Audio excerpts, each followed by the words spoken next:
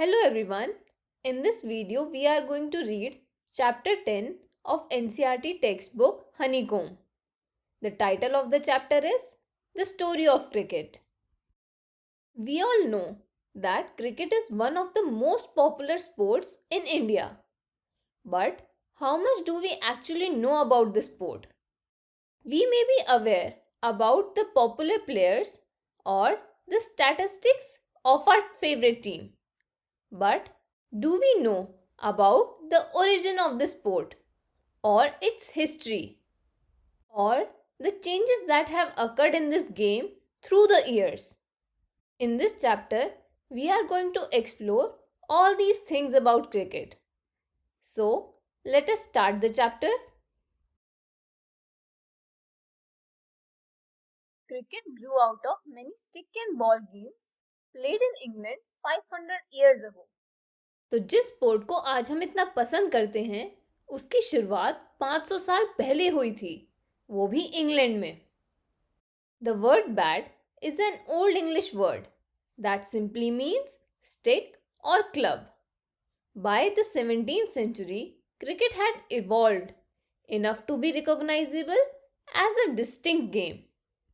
So, before 17th century, cricket was not even considered to be a distinct game. Till the middle of the 18th century, bats were roughly the same shape as hockey sticks, curving outwards at the bottom. There was a simple reason for this. The ball was bowled underarm along the ground, and the curve at the end of the bat gave the batsman the best chance of making contact. जो bats cricket में अब use होते हैं वो बिल्कुल straight होते हैं, लेकिन पहले मिडल ऑफ 18th सेंचुरी तक जो बैट्स क्रिकेट में यूज़ होते थे वो नीचे से कर्व्ड होते थे.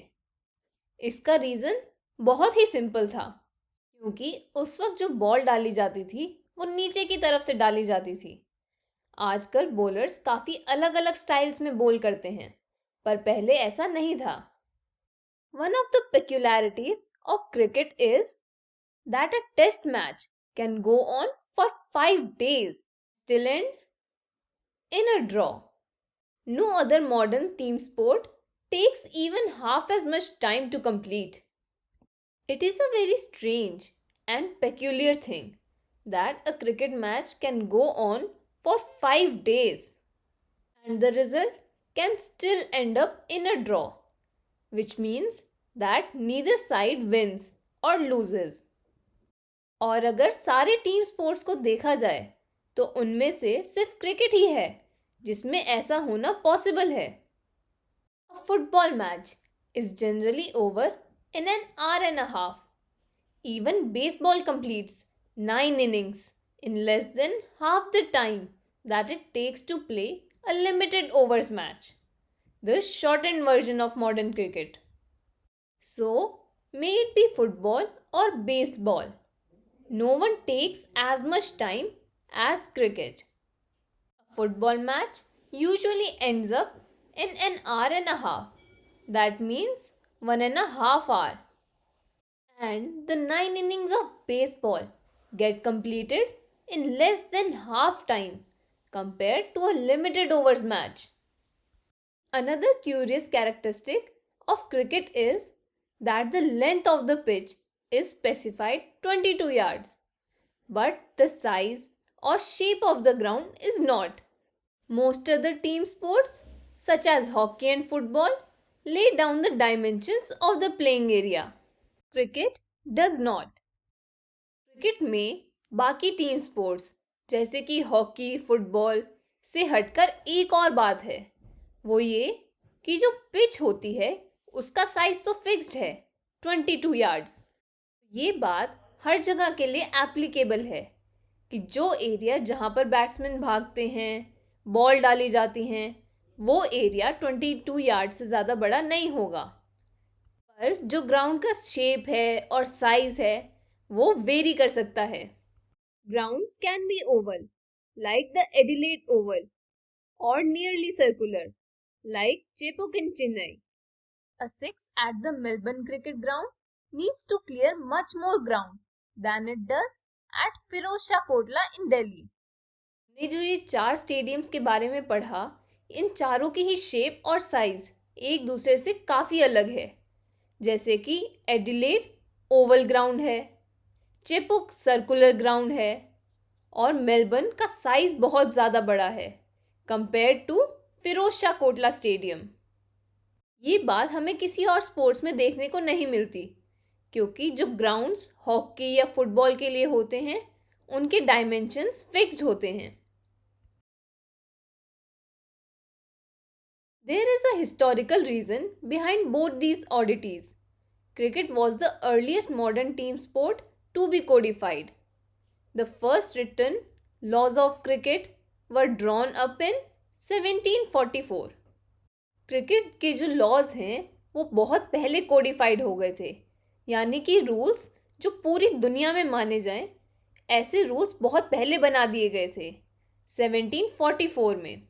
उस टाइम से पहले किसी भी और टीम स्पोर्ट के रूल्स कोडिफाई नहीं किए गए थे। They stated, the principals shall choose from amongst the gentlemen present 2 umpires, who shall absolutely decide all disputes. The stumps must be 22 inches high, and the bail across them 6 inches. जो principles बनाए गए थे उसमें एक बात ये कही गई थी कि जो 2 अंपायर्स होंगे वो डिसाइड करेंगे सारी चीज़ें, और जो जेंटलमैन हैं यानी कि जो प्लेयर्स हैं उन्हें उनकी बात माननी होगी। और खेलते समय स्टम्प्स की हाइट कितनी होगी ये भी डिसाइड किया गया था। उनकी हाइट रखी गई थी 22 इंचेस, और जो बेल यानी कि गुल्ली लगाई जाएगी वो होगी 6 इंचेस की। The ball must be between 5 and 6 ounces and the 2 sets of stumps 2 yards apart. इसी समय ये भी तय किया गया था कि जो 2 स्टम्प्स हैं उनके बीच का डिस्टेंस यानी कि पिच 22 यार्ड्स जितनी लंबी होगी। The world's first cricket club was formed in Hambledon in 1760s and the Melbourne Cricket club was founded in 1787। Cricket के जो क्लब बनाए गए थे वो भी काफ़ी पहले बने थे। During the 1760s and 1770s, it became common to pitch the ball through the air rather than roll it along the ground. हमने पहले बात करी थी कि कैसे बॉलर्स ग्राउंड के साथ साथ ही बॉल को रोल कर रहे थे, लेकिन 1760s और 1770s के बीच बॉलर्स ने नई तरीके से बॉल डालना स्टार्ट कर दिया। अब वो बॉल हवा में डालने लगे। This change gave bowlers the options of length, deception through air, plus increased pace. It also opened new possibilities for spin and swing. तो अब जो bowlers थे वो काफ़ी अलग अलग तरीके से बॉल डालने लगे थे, स्पिन करने लग गए थे, स्विंग करने लग गए थे, और अपनी जो स्पीड यानी कि पेस है बॉल की उसे भी चेंज कर रहे थे। In response, batsmen had to master timing and shot selection. क्योंकि अब बॉलर्स अलग अलग तरीके से बॉल डाल रहे थे तो जो बैट्समैन हैं उन्हें भी अपनी टेक्निक इम्प्रूव करनी पड़ी। उन्होंने इम्प्रूव करी अपनी टाइमिंग और shot selection. One immediate result was the replacement of the curve bat with the straight one. इसका रिजल्ट ये हुआ कि जो बैट की शेप थी वो बदल दी गई थी। पहले जो कर्व्ड बैट था अब वो बिल्कुल स्ट्रेट बैट हो गया, जैसा कि हम अब यूज़ करते हैं। The weight of the ball was limited to between 5.5 to 5 3/4 ounces and the width of the bat to 4 inches. In 1774, the first leg before law was published. Also around this time, a third stump became common. Over the years, many changes were made in cricket. Some of these changes were the change in the shape of the bat, the limitation of the weight of the ball, and the limitation in the width of the bat. One of the major changes was the introduction of the third stump. जो matches होते हैं उनमें तो 3 stumps ही होती हैं, लेकिन पहले ऐसा नहीं होता था। क्योंकि पहले सिर्फ 2 स्टंप्स होती थी। By 1780, 3 days had become the length of a major match, and this year also saw the creation of the first 6-seam cricket ball. 1780 तक मैचेस की जो लेंथ थी वो हो गई थी 3 डेज, और एक नई तरीके की बॉल भी इंट्रोड्यूस हुई थी जिसमें 6 सीम थी।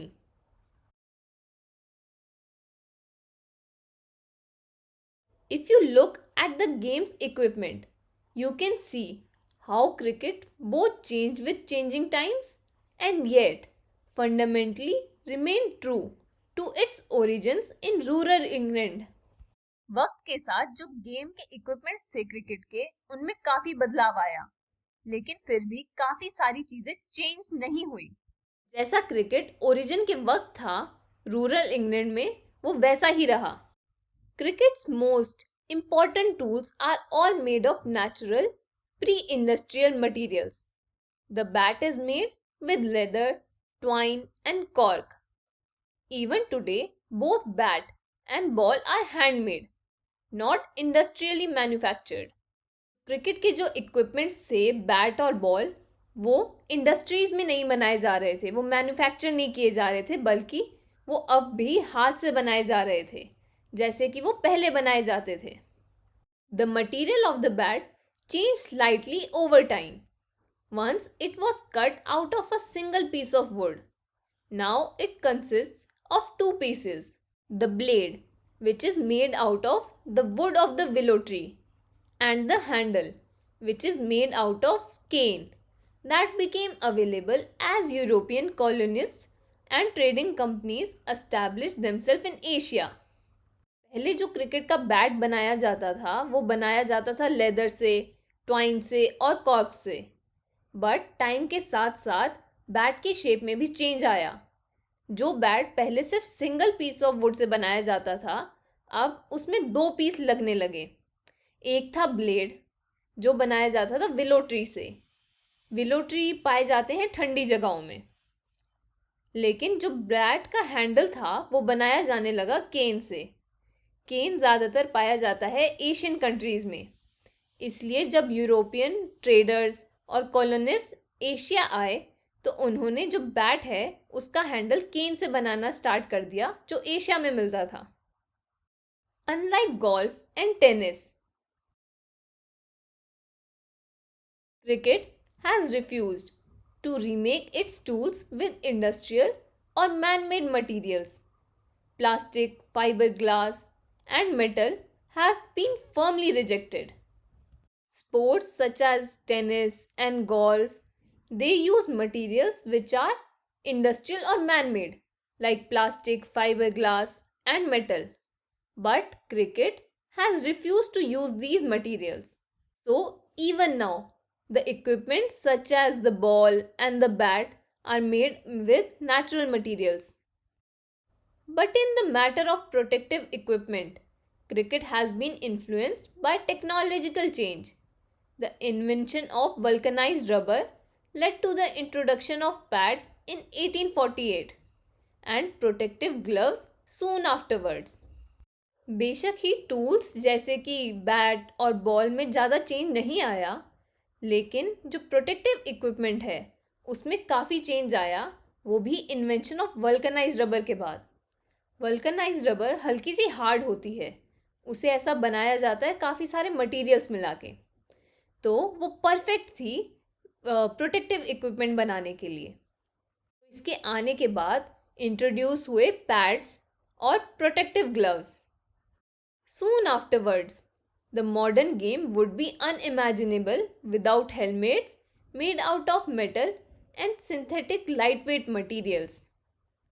अब पैड्स और प्रोटेक्टिव ग्लव्स के बाद इंट्रोड्यूस हुए हेलमेट्स, जो मेटल और बहुत ही लाइटवेट मटेरियल से बनाए जाने लगे, और ये सारे मटेरियल्स आज भी क्रिकेट खेलते हुए इस्तेमाल किए जाते हैं। So, this was the first part of the chapter, the story of cricket. Now we will do the comprehension check for this part. Question 1.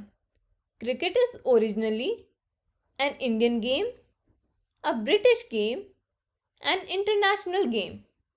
So, in this chapter, we studied about the origin of cricket.